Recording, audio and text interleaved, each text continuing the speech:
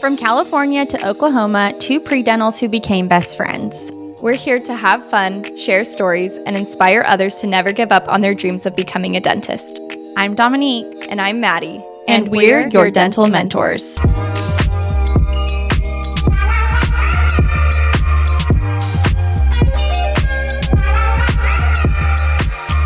Hi, future doctors, and welcome back to today's episode. Today's going to be a special episode. It's only going to be me, Maddie, talking to you guys today because today's episode is all about pursuing and getting a master's degree.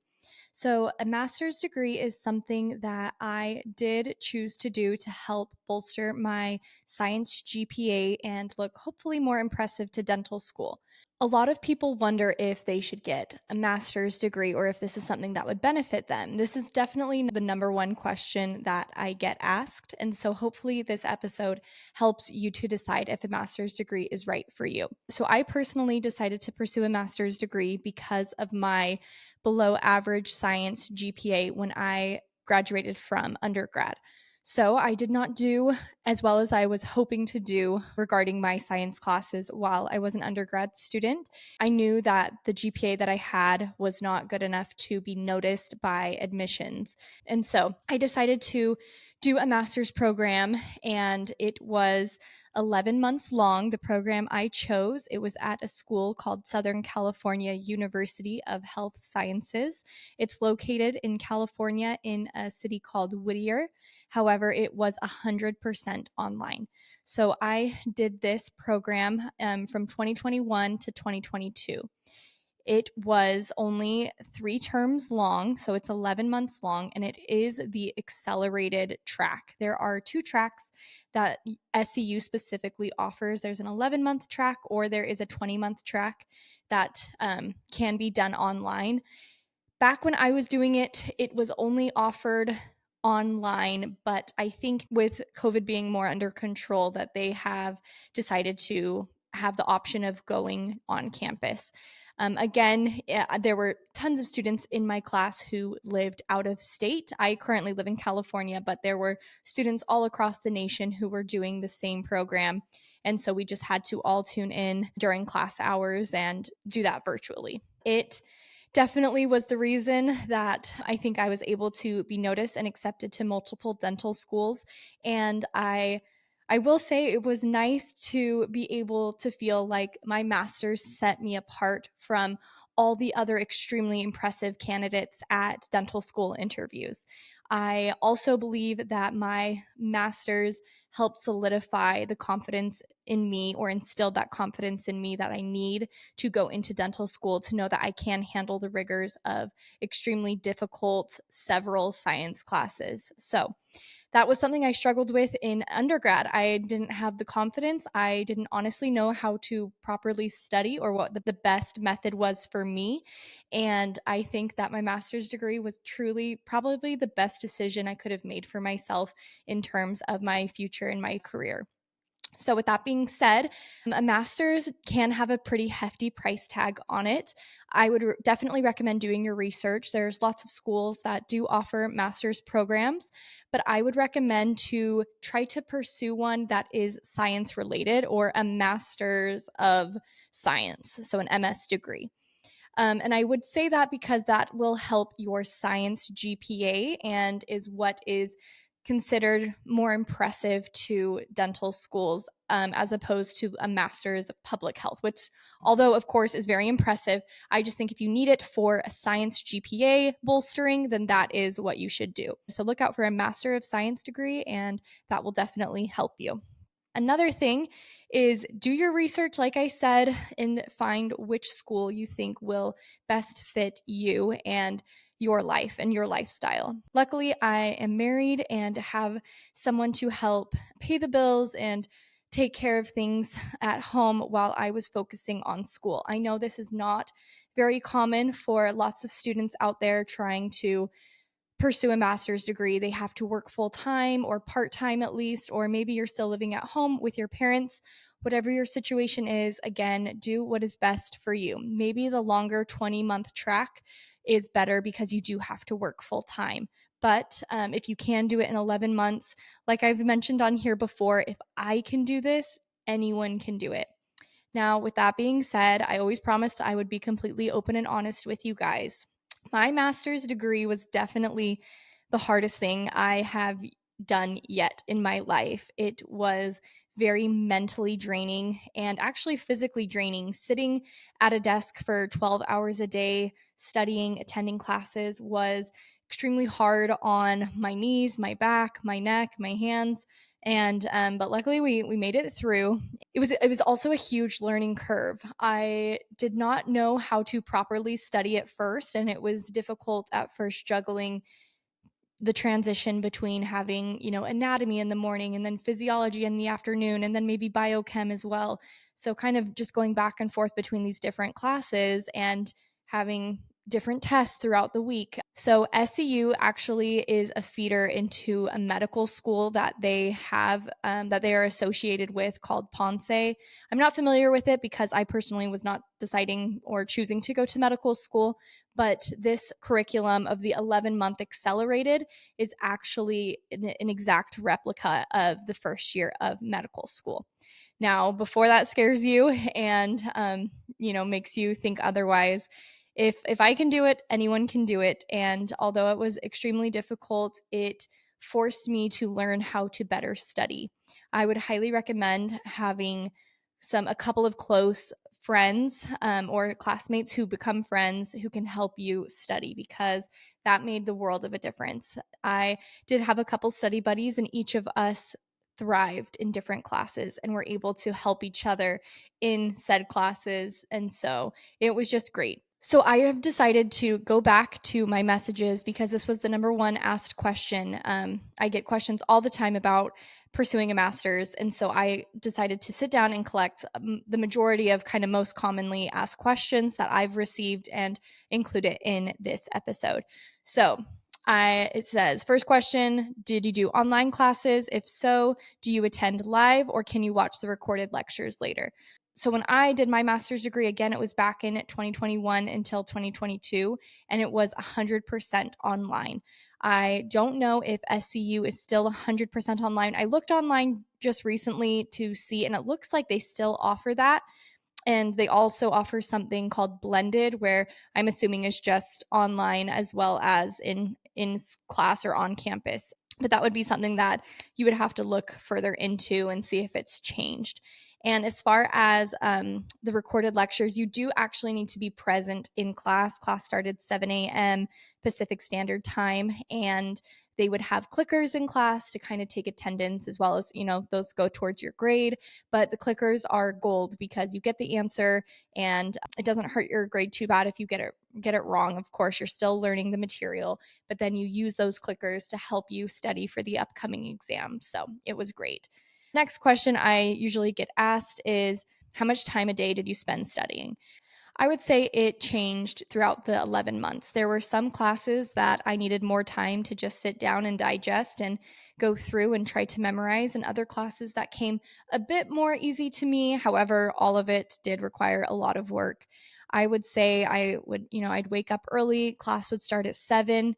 Classes would last until about noon, 1 or 2 some days, and then I would have lunch, take a break, and then get back to studying until about 8 or 9 o'clock at night. And that was my Monday through Friday. Classes were Monday through Friday, and then on the weekend, it would be time that we would use to try to play catch up or help to answer learning objectives, which I definitely recommend. If a professor gives you learning objectives, it's essentially just kind of a cheat sheet of, this is the material I want you to learn. You will be graded on this. And so, of course, it's not filled out. That's where you come in and you dive deep, open up those textbooks, go online, go to YouTube, whatever resources you have. And I will say, at least for me, Ninja Nerd was amazing. I really loved his videos and referred to them a lot. And you don't even have to pay for the subscription. they're all, at least all the ones I needed, were on YouTube 100% free. So I'm very grateful for him. He helped tremendously, and I'm a very visual person, and any videos that I could find were pure gold. I really appreciated those. And even while I'm in an exam, which were proctored, that's another question I get asked. Yes, 100%. They don't want you cheating, and nor do you want to do that. And so it was just very helpful if I was in the middle of a test to be able to recall the image from a video I watched or something that I could remember the answer because of these ridiculous, kind of silly, outrageous drawings or stories or whatever to help you memorize the material. And all of the questions were multiple choice except for anatomy. You have to type it out, and they do care about spelling. That is very important.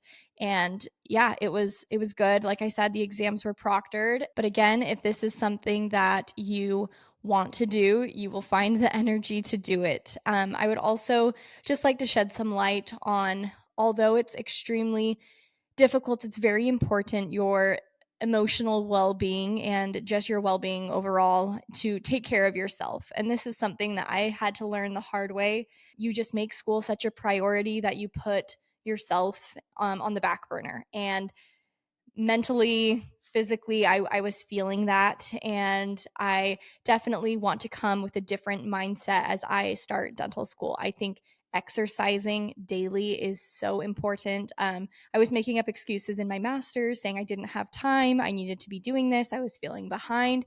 However, I think if I just took 30 minutes a day to go on a walk or to hit the gym, I would have had more energy and would have been a better student. I genuinely feel that way.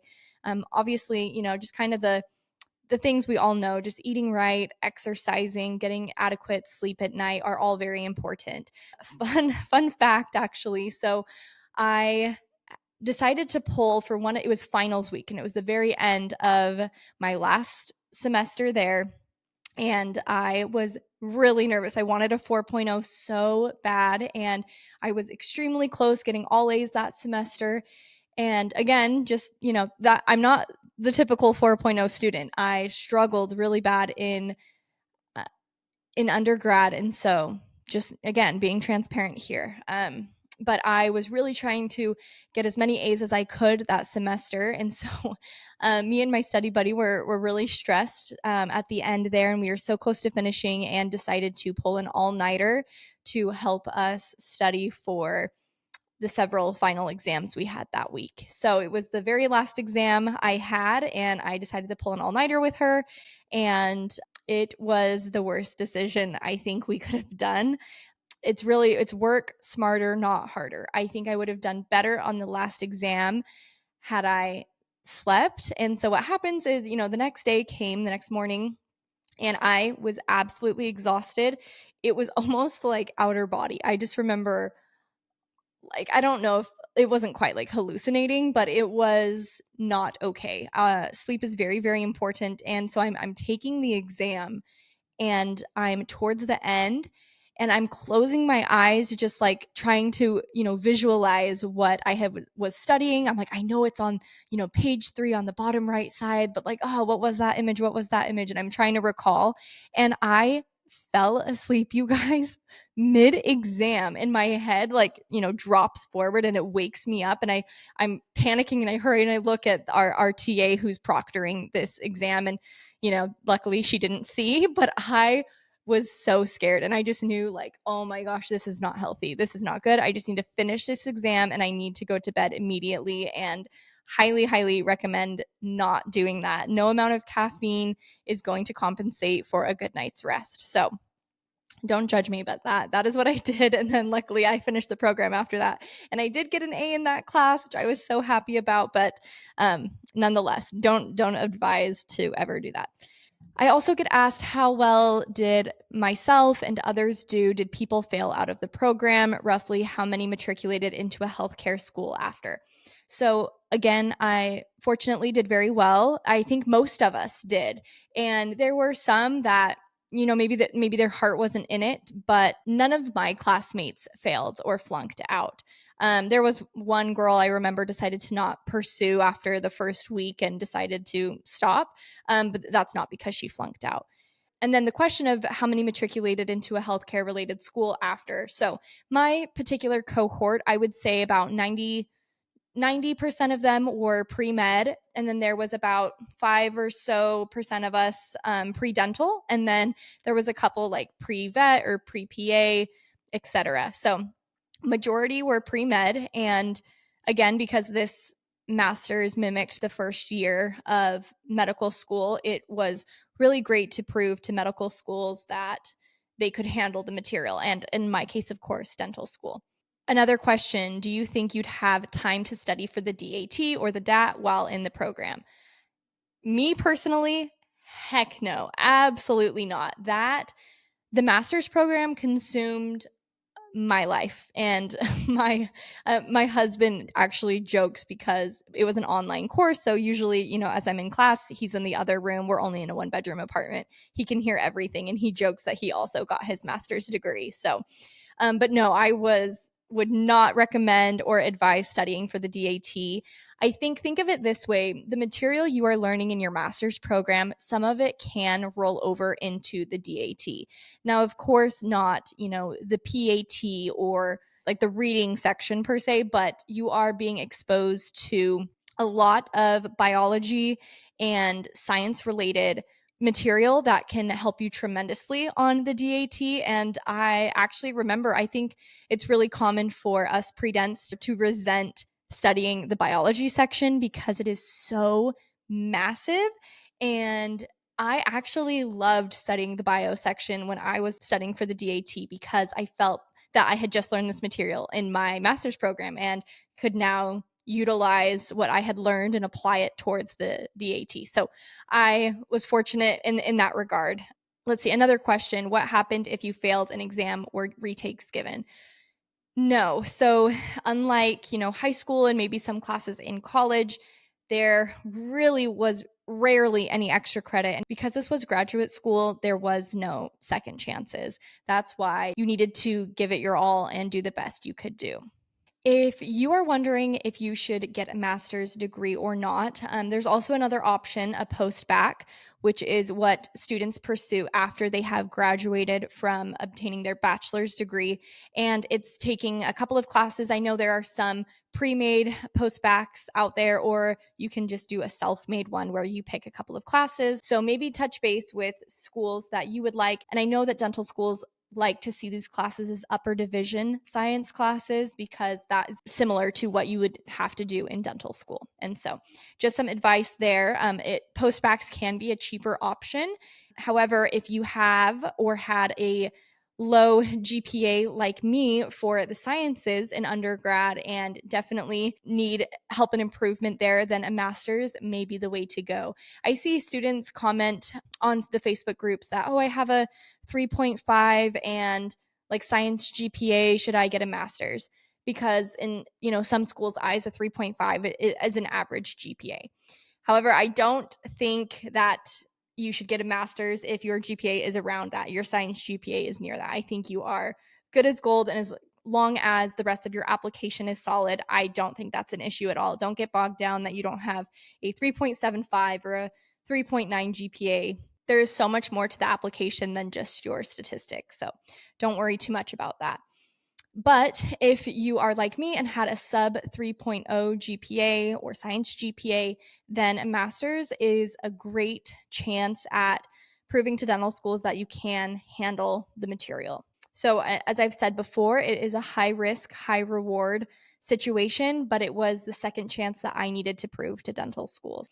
Again, I'm very grateful that I did my master's. I am happy that one day in my practice that I will be able to have my bachelor's degree, my master's degree, and my doctorate hanging on the wall, all degrees that I am very proud of. Also, if you are interested in SCUHS or Southern California University of Health Sciences, back when I applied, it was actually free.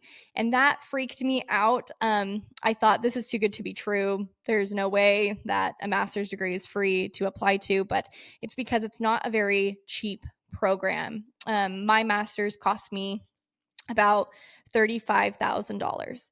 Now, before you fall out of your chair with that price tag, I think it's important to recognize that I wasn't going to allow $35,000 to stand in the way of me achieving my goal and my dream of becoming a dentist. And $35,000 at the end of the day, although it is a lot of money, is not that much in the grand scheme of things of what I could potentially make in a career of being a practicing dentist. And so that was a risk I took on myself. Instead, I think of it as investing in myself. And again, for my personal situation, it was the absolute best thing I could have done. Well, I hope I answered some questions that you guys may have had about master's programs. If there are any questions I did not address, please feel free to reach out to me. My personal Instagram is beneath.the.teeth, or you can reach out to me on our podcast handle, which is Dental Mentors Podcast.